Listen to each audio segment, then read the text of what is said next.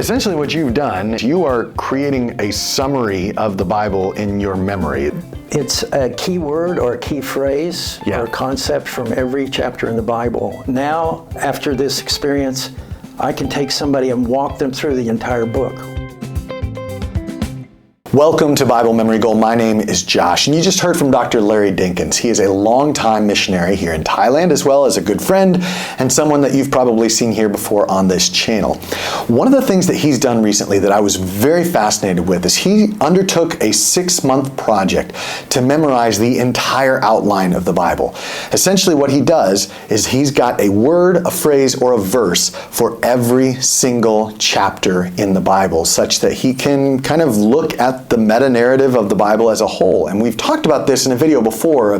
There's more than just one kind of Bible memory. It's not just rote memorization. You can memorize stories, you can memorize just individual verses, entire passages, and outlines of the Bible. And that's what he's talking about here. So I'm going to start this off by testing him a little bit on his ability to recall different chapters in the Bible. So if you've done all the verses or all the chapters, so if I say Matthew 16, what would be happening in Matthew 16? Yeah, I won't mention it, but I'm seeing a panda of all things, and it's about the actual Peter saying that he is the Messiah. Okay. And if we were to go back into the Old Testament, let's say Daniel chapter 4, what would that be? Yeah, Nebuchadnezzar is judged and he becomes like an ox. All right. And I'm going to have to process some of this. If it's alphabet, I'm going to be on my fingers and stuff. Okay. And all right. Let's try talk about that. Let's do a little what I would consider harder. So I'm going to go into the prophets and say, all right, let's say Ezekiel 29. That's just random. Yeah. Ezekiel 29 is going to be Egypt going down. It's a judgment against Egypt. Okay. So before that is 3 chapters on Tyre.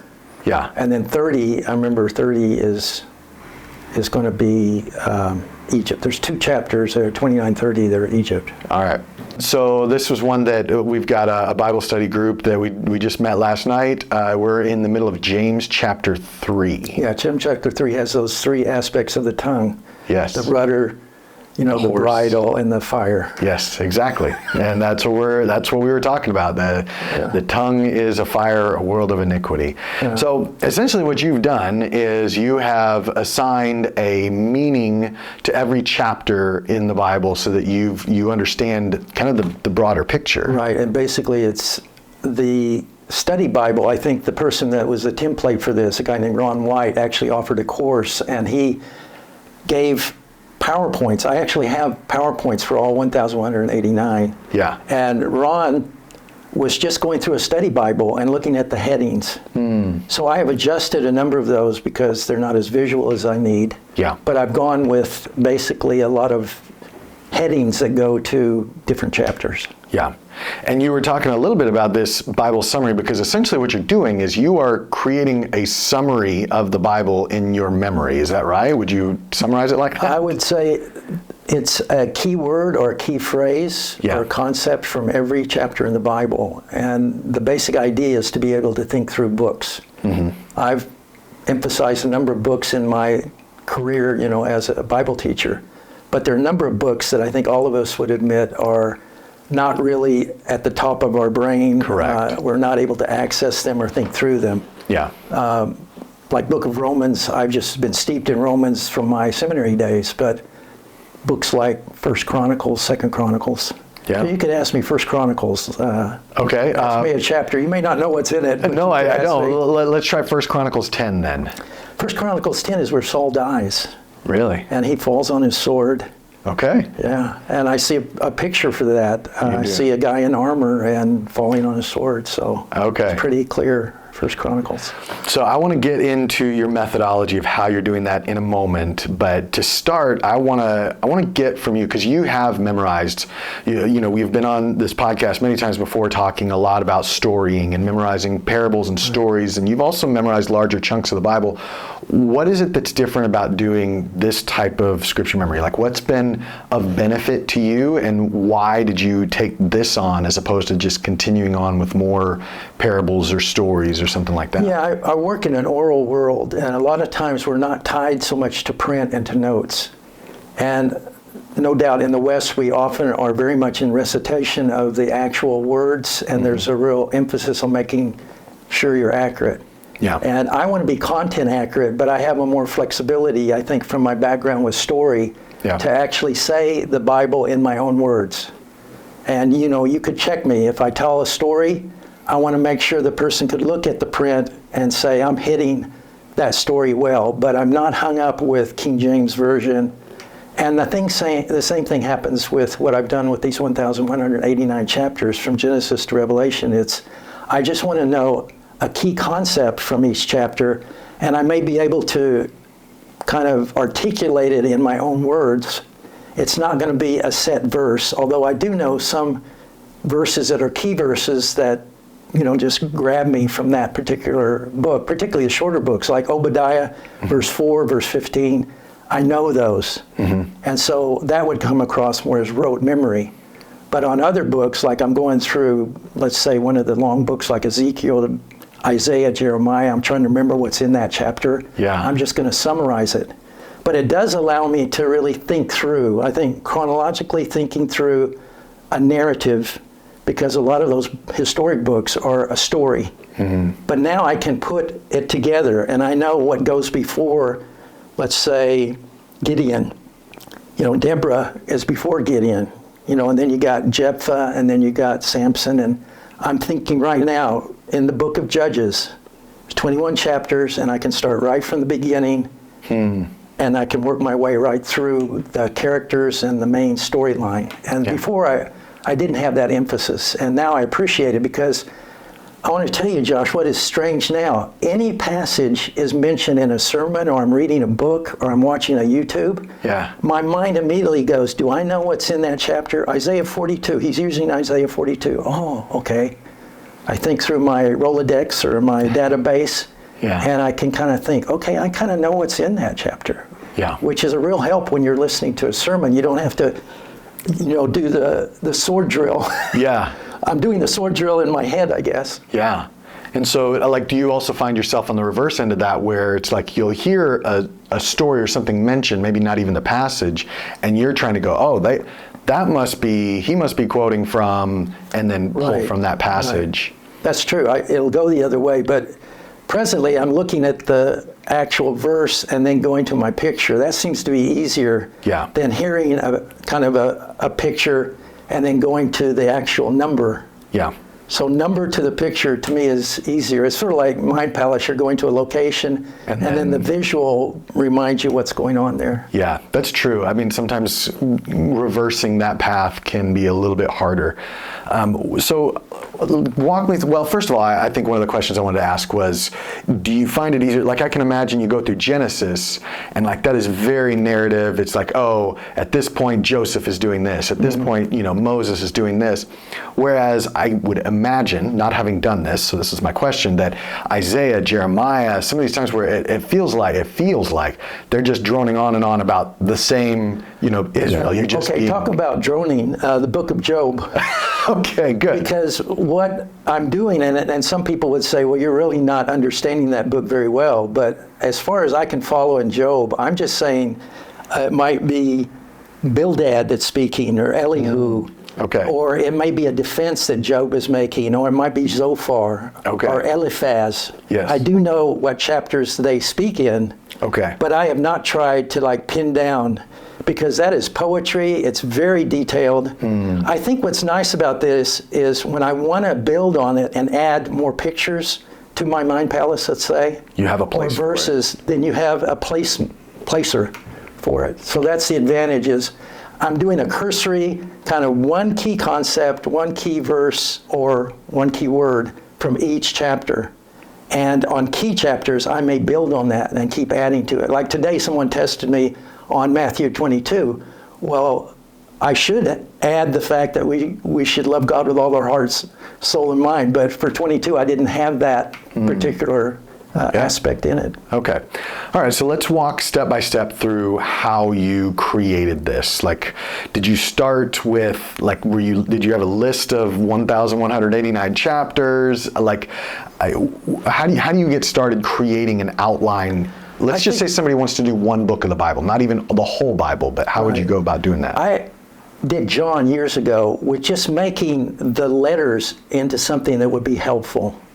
Like, what do you mean by letters? Chapter 2 looks as a 2, and for John 2, I see water coming out of like the spigot on 2. Okay. And so that reminds me of Canaan, Okay. you know.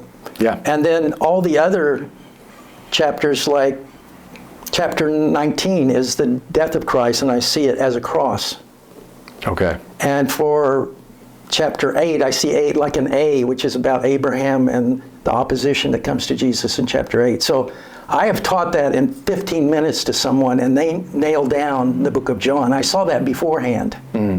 Because acrostics and some of the mind palace aspects can really help you quickly to grab onto the essence of a list, let's say. And that's basically what you're doing, because you've got numbers, these different books. So then as you're going through each chapter, you're reading through it and then deciding for yourself, okay, this is the word, phrase, or particular verse that I want to associate with this chapter? Is that how you're going? That's correct. That probably from my background, that's something that I'm very used to doing, is summarizing very complex information down to what probably is the essence of it. And study Bibles are very helpful. Yeah. At the top of most chapters, they'll have a heading. Somebody has already worked through what is the best way to summarize it. The question is, can you make it more into a visual? And you know, for those who maybe don't have the same skill set to summarize as well, you'd brought this book here, Bible Summary. This is a gentleman, I think you want to explain what he did? Yes, a guy named Chris Judy back in 2010 started to do more of what's called the Twitter idea of 140 characters only. And he started on a daily basis summarizing right from Genesis 1, and it took him to 2013 when he finished. Yeah. But I think 30,000 people followed him, and the result has been this book. And I highly suggest this book because it's brought down the essence into 140 characters for every chapter. Yeah. And this has kind of been what I followed, a book like this. Yeah, so then he's got one, like, basically phrase for every single chapter that has been distilled down into, 140 characters, which is what Twitter, now X, kind of limits you to. And then he has that, I think it's still available on Twitter/X, but now you can buy it as a book, and we'll put right. And that. I think he has a website too. We can probably put this in the notes where anybody could access his summaries for each of the chapters. Yeah. So and then you're taking a place. Or I've seen a couple ways that you've done this, Dr. Dinkins, where you've either got a visual, like you were talking about, the 2 with the water coming out, but you can't replicate that across every single number 2 chapter, of all these books. So then what are you doing to make sure that you remember this is in the book of Daniel versus this is in, this is my outline for the book of John? I've used alphabet, and because I've studied Greek and Hebrew, I've got a bunch of alphabets going here. Okay. So 1 Kings is the alphabet for the Hebrew language. Okay. And Aleph, Bet, Gimel, Dalet, and right now I'm seeing pictures of each of those letters, and I've connected with the shape of that Aleph, Solomon, wearing a leaf, Aleph. Okay. So I've used that for 1 Kings, and then Matthew, I've used just the English alphabet. Okay. Is associated with one letter of the alphabet? An animal. An animal. So I'm going through alligator, bird, cat, dog, but then and it's very simple. I mean, kids can go through the alphabet, and that's what I did. I went and made animals that connect with every one of them. I had some problems with X. There's a Eucrux, which looks like a squirrel, and that's the Mount of Olives because he's eating an olive. So you get the idea that you can make an actual consonant into something that's visual, then connect whatever you need to that, and in this case it was animals. For the book of Revelation, I've used the shape So the shapes of those letters are helpful, and so I can go through Revelation on the basis of shapes of A, B, C, D, E. The problem is I have to count on my fingers almost to get to number 10. I do know that J is 10 and T is 20. And that so I can go you. From that basis, yeah. Interesting. So I'm using Greek, and I'm using English, and I'm using the Hebrew alphabet for certain books. And then when you talk about these visuals, are you graphically writing this out yourself, or are these visuals that you just keep in your head? I'm always impressed, Josh, that you often form these and just keep them in your head without drawing them out. What Ron White did, he actually supplied PowerPoints for 1,189 chapters, and I have used part of that basis, but I have a whole bunch of PowerPoints. They're very, very visual, and what's great with Google Images, you can find whatever image you need, and you put those two. The background would be the chapter, and then the actual essence of that chapter you can put in another visual. Okay. And I can go quickly to review through PowerPoint for you. Just push the button and go boom, boom, boom right through. Okay. So, but it's very personalized. You know, I was thinking, wouldn't it be great to set up a mind palace that was general, that everybody knew? Yeah. And then you could put the visuals on it. But everybody has to do their mind palace in a very individual way. Yeah. Although I think, like the tabernacle, everybody knows the same tabernacle. So there you've got your locations, and you could probably help people put their own picture into the tabernacle and train them in Mind Palace. Yeah. I mean, that's, I think, what has surprised me the most about Ron White's thing is that, like, is he supplying the actual Mind Palace locations, and how would that work? No, he's supplying pretty much a template of a PowerPoint, and then you are expected to actually put the visuals into it. But he'll say you can download the number of PowerPoints you need, and then he'll have them numbered. Very interesting. So then when you're reviewing this, you're on a PowerPoint on your computer, I assume, and just kind of just going through and reviewing and going through, okay, this is this book. And the notes are underneath. Yeah. So I try not to look at the notes. I'm looking at the visual. If I have trouble, I just go to the notes. Yeah. But what's great about this is when I'm sleeping at night, got my eyes closed, it's very easy to review. And the other day I drove to Chiang Rai, which you would know that drive, about 3 hours. Yeah. And I would say it took me 2.5 hours to go through the entire Bible. Really? And that's a privilege I now have, to think through the meta-narrative, the big story, in a broad way. I'm with a lot of people that love meta-narrative, but I don't think they've been able to really absorb it and have it in their heart pocket in an oral way. Yeah. You've been studying the Bible for decades now. Is there anything that you've, like, that has kind of been an aha or something that you've really noticed now, having that meta-narrative as you're going through it, that has just been really, I don't know, that's been neat for you to be able to see? Yeah, Joel chapter 3 really stood out to me, because you've got taking plowshares, make them into swords. You take pruning hooks and make them into spears. Yeah. But then when I'm finally going through Isaiah, it's exactly the opposite.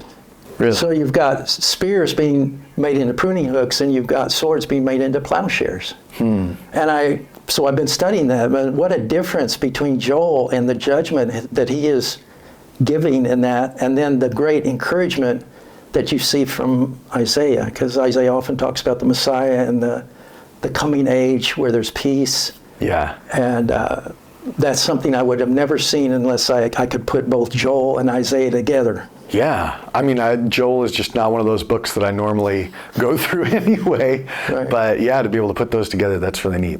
So then what would you say is next for you, as you've now completed all the chapters of the Bible in terms of just memorizing a summary or a word or verse? Are you hoping to get back into memorizing more stories, or what would you think is the project? I think I'm going to stop to just review and to build on what I have. And, I have 100 and something stories, so I want to make sure that I can tell the stories, because I know where they're at now. In the past, I'd tell the story and I couldn't remember where it's at. Now I know where it's at. And I want to add to kind of that short phrase that I have for every chapter. Particularly add specific verses that are key verses. Yeah. And then, like I said a moment ago, I missed something basic like love the Lord your God with all your heart. Yeah. Because that wasn't my emphasis originally. So. Yeah. A good friend of mine who we had on the podcast a while back named Paul Van Allen, I think one of the things that he's doing sounds very similar, where he's memorizing 1 or 2 verses per chapter. And it's like he's going through and doing that, and it sounds very similar to what you're doing, and maybe even going back and supplying as you've now created this kind of structure for the entire Bible. I think what I want to get away from is kiss the book goodbye, because I have memorized the full book, but now I can actually go back on at least on a chapter by chapter basis. Yeah.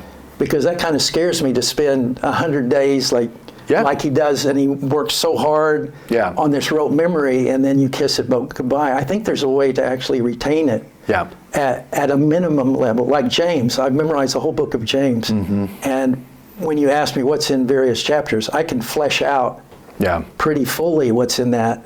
And I'm not going to go to trying to know James' rote memory. I'm just telling you that now. I'm not so much into rote memory as absorbing more scripture through various means. It's funny you say that, because you're referencing Dr. Andy Davis, who's pastor in North Carolina, and I love what he has to say. And one of the things that he says that is, oddly enough, somewhat controversial, is he talks about kissing the book goodbye. And I think you and I are probably on the same page in that I agree with you. I want to, what I've said before, memorize for life. But I do think that there is a little bit of freedom that some people get from hearing somebody like Dr. Andy Davis saying, it's okay if you do forget it. Like, I think just someone giving permission, there is a little bit of value in that, because, not everybody is going to be able to, like, if I know some people that have memorized a couple books, and then like their whole time is just spent reviewing. They don't have time to continue on. And I think his message, the way that I interpret what Dr. Andy Davis says, is like, listen, it's okay if you don't have it word perfect, for the rest of your life. Keep moving on throughout the Bible. So I think it's good. I think it's really cool to be able to debate that within Christian circles, knowing that, I think it's amazing what Dr. Andy Davis has done, and I think it's really cool what you get to do as well. If there's anything I get from all of the interviews, is everybody works out their own salvation with fear and trembling on this, because devotionally we have different needs and different parts of the Bible. That, for me as a Bible teacher, I want to know the broad picture. Because I don't want to be caught knowing I have no clue what's in 1 Chronicles.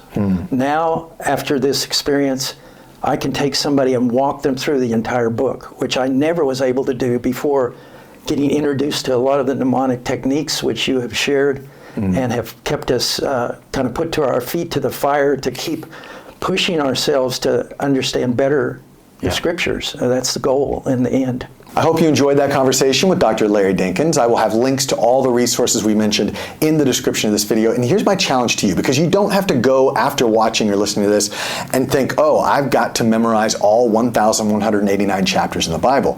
But what you can do is, if there is a book that you've already memorized, or if there's just a book that you really, really like, maybe let's say you love the book of Jonah or Daniel, or maybe even one of the Gospels, memorizing the outline of that book and just starting with one. And it could even be a short book, Ephesians. What are the different chapters in the 6, or what are the different summaries of the 6 chapters of Ephesians? So give that a try and see what you think. And then if you can, try to use some mnemonics, try to use some visuals that will allow that image and that summary to stick better in your brain. If you have any questions about how to do this, or any ideas that you want to share, please leave them in the comments below. I'll do my best to respond to every single one of those. May the Lord bless you as you continue digging into His Word. God bless.